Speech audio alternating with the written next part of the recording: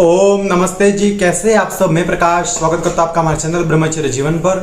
मित्रों, आज अपन बात करने वाले हैं क्या ब्रह्मचारी मांस खा सकता है और ब्रह्मचारी को क्या खाना चाहिए क्या नहीं खाना चाहिए। पिछले भी मैंने कई वीडियो में बात किया है, शॉर्ट कट तरीके से अच्छे से बात करेंगे इस वीडियो में। वीडियो को अंत तक जरूर देखें पूरी जानकारी के लिए। और आगे बढ़ने से पहले वीडियो को आप लाइक कर लीजिए। चैनल को अभी तक आपने सब्सक्राइब नहीं किया है तो चैनल को सब्सक्राइब करें और बेल आइकन को प्रेस करें ताकि ब्रह्मचर्य से संबंधित हर जानकारी आपको इस चैनल के माध्यम से मिलती रहेगी। आपकी भी कोई समस्या है तो आप हमें कमेंट में बता सकते हैं। चलिए आज का वीडियो शुरू करते हैं। तो जी, कई बार जवान ऐसा कहते हैं, भाई जी मैं तो यहाँ रहता हूँ और हमारे घर में बनता है, क्या हम नॉनवेज खा सकते हैं, क्या हम मांस खा सकते हैं।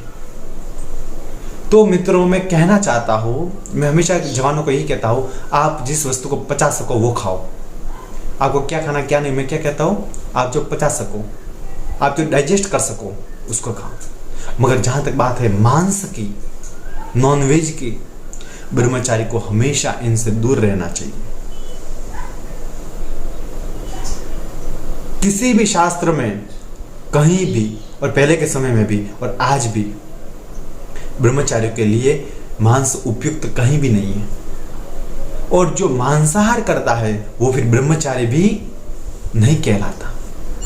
मित्रों, मांस में कहते हैं ना, शरीर में, अब शरीर में ही आपकी इतनी गर्मी होती है। और आप जरा सोचिए, हमारे धर्मशास्त्रों में तो जीव हत्या भी निषेध है।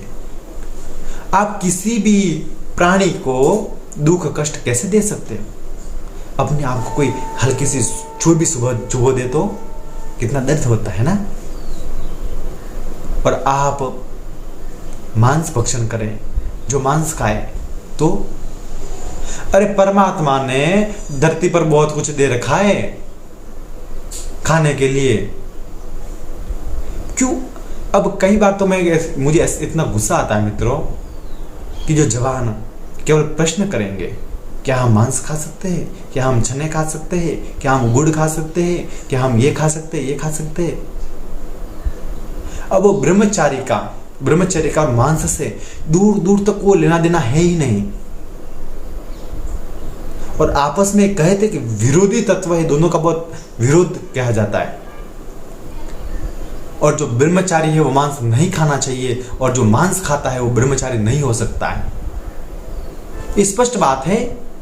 अब आपके हाथ में है, हम तो ब्रह्मचारी भी बनना चाहते हैं और हमारे घर पर मांस पकता है तो हम मांस भी खाएंगे। तो मैं कोई कहता है, मैं आपको रोकने वाला नहीं हो सकता, है ना। मैं एक मित्र के नाते आपको ब्रह्मचर्य का पालन करवाना चाहता हूं और आपके जीवन में आपको ही उन्नत बनाना चाहता हूं। मुझे कोई आपको ब्रह्मचारी बना के मेरे पास मेरे काम के लिए आपको बुला तो नहीं रहा हूं, या फिर आप आके कोई मुझे तो पैसे नहीं देंगे, आपको कोई मेरे घर पर तो काम नहीं करेंगे। तो आप ब्रह्मचारी बन जाएंगे, आपको फायदा मिलेगा तो आपके लिए बेहतर है। और आप कुछ भी बातें करेंगे, कोई अभद्र बातें करेंगे तो वो भी नुकसान आपके लिए है। तो ब्रह्मचारी को मांस नहीं खाना चाहिए। और मांस खाने का परिणाम आप देखो ना मित्रों, कहा जाता है जैसा खाए अन्न वैसा बने मन। अनाज, आप गेहूं, चावल, मकई, बाजरा, जवार, छोलई, सिंघाड़ा, जो अनाज होता है खाने के लिए, वो भी चोरी का हो, छल कपट से कमाया गया हो, तो वो भी आपके मन को बिगाड़ सकता है। तो जो मांस, आज मैंने तो गांव में देखा हुआ मित्रों, कोई पशु मर जाता है ना, तो शायद वो उसके आज मर गया तो कल से 24 घंटे के बाद ही लगभग ऐसा कुछ वो उसका समय कुछ होता होगा, पता नहीं। 24 घंटे में नहीं होते ना, वो इतनी भयंकर स्मेल करता है, इतनी बदबू मारता है कि उसके पास से निकलना भी मुश्किल हो जाता है। कई बार रोड से कहीं जा रहे होते हैं, रोड पर कुछ मरा हुआ पड़ता है, कोई प्राणी वगैरह हो मरा हुआ, तो उसकी इतनी भयंकर स्मेल होती है कि सांस लेना मुश्किल हो जाता है। और व्यक्ति बात करता है हम मांस खा सकते हैं। तो आप एक क्षण जो खाने वाले विचार करके देखिए, आप क्या जो रोड के किनारे पड़ा हुआ होता है जिसकी बदबू आ रही होती है, क्या उसको खा सकते हैं आप? वरना सुगंध भी नहीं ले सकते, इतनी भयंकर बदबू आ रही है। अच्छा, तो वो आपके भीतर जा करके वो क्या करेगी, आप जरा सोचिए, जो आप खा रहे हैं, ठूस रहे हैं, वो आपके भीतर जाकर के क्या खेल करेगा उस कच्चर पट्टी से।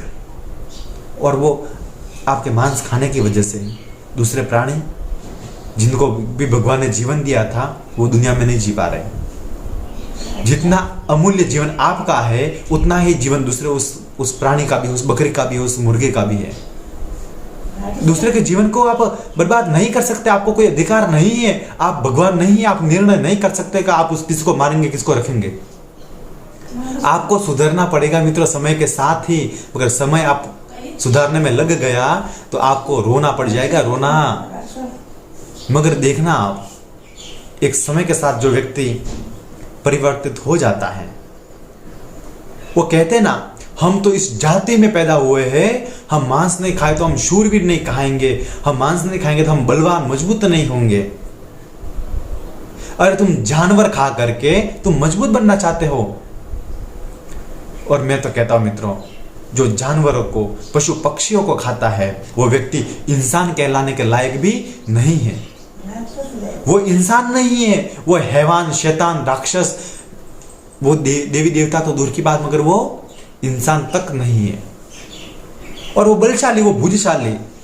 अरे क्या क्या फायदा तुम्हारा उस शरीर का। और जो खाना है, अपने आप को खाओ, कभी ऐसे हाथ से ऐसे खाओ, पता चले। या फिर आपके बेटे बेटी को खाओ, आपके माता पिता को खाओ। फिर वो कोई जानवर बोल नहीं सकते तो उसको आप खा जाएंगे, उसकी हत्या कर लेंगे।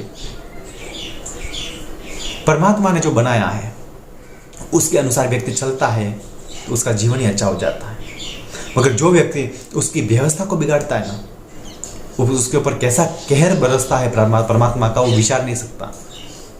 अभी हाल ही दिनों में अपने भारत में 2019 एंड में और 2020 के शुरुआत में जो आया था कोरोना आया मित्रों, चाइना से उत्पन्न हो करके।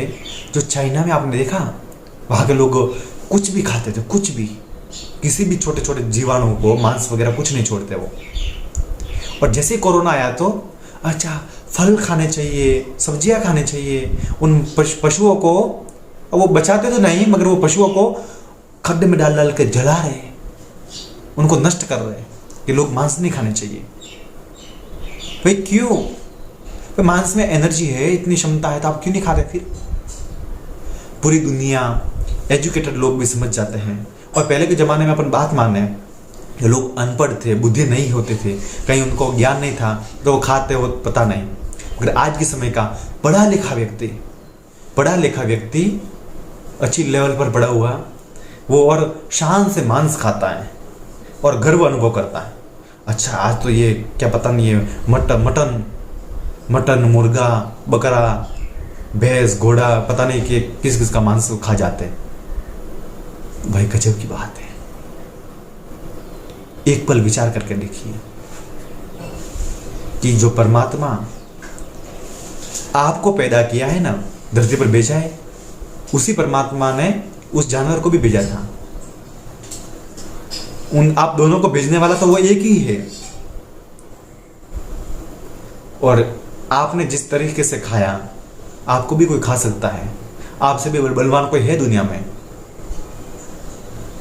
और भाई वो खाने से अगर आपका शरीर, और आज तक ऐसा हुआ है, जो मांसाहार करता है ना, उसकी बुद्धि कोई अच्छी हो ही नहीं सकती है।